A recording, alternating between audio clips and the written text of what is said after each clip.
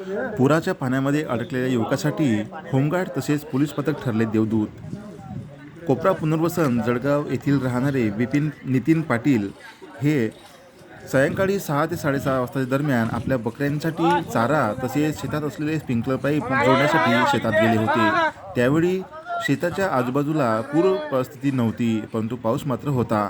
पण गेल्या 10 मिनिटातच त्यांना पूर्ण पुराने वेढले गेले. त्यांच्या आजूबाजूला खूप मोठा पूर आला. जळगाव इथून जाणाऱ्या नदीला दुथडी ती नदी भरू लागल्याने चांगलाच मोठा पूर आला होता. त्यामुळे नितीन पाटील हे नदीमध्ये अडकले होते.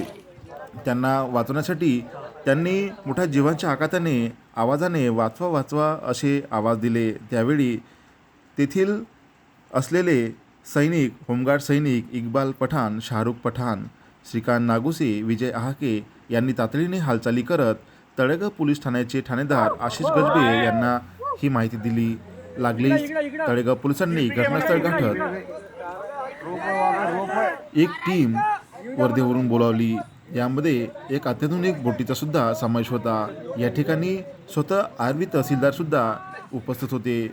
पोलिसांनी मोठ्या शिताफीने रेस्क्यू करून या युवकाला रात्री 12 वाजता बाहेर काढले. पाऊस चालू, त्याच्यामध्ये पूर परिस्थिती आणि अंधारमय वातावरण अशा भयानक परिस्थितीमध्ये पोलिसांनी रेस्क्यू ऑपरेशन केले. त्यामुळे त्यांच्यावर कौतुकाचा वर्षाव होत आहे. तळेगाव पोलीस ठाण्यातील सर्व कर्मचारी व अधिकारी या ठिकाणी रात्रीपर्यंत ठाण मांडून होते. यावेळी या युवकाला सुखरूपपणे बाहेर काढण्यात आल्याने त्या युवकाने सर्वांचे आभार मानले. परंतु अशा परिस्थितीमध्ये सर्वांनी काळजी घेणे गरजेचे आहे. पूर परिस्थिती असल्यावर कोणीही घराबाहेर पडू नये असे वारंवार प्रशासनाच्या वतीने सांगण्यात येत आहे. त्याचे तंतोतंत पालन आपण केले पाहिजे. नितीन पाटील हा युवक दैवरित्या पोलिसांच्या कामगिरीने बचावला आहे. त्याला पोलिसांनी सुखरूपपणे बाहेर काढले आहे.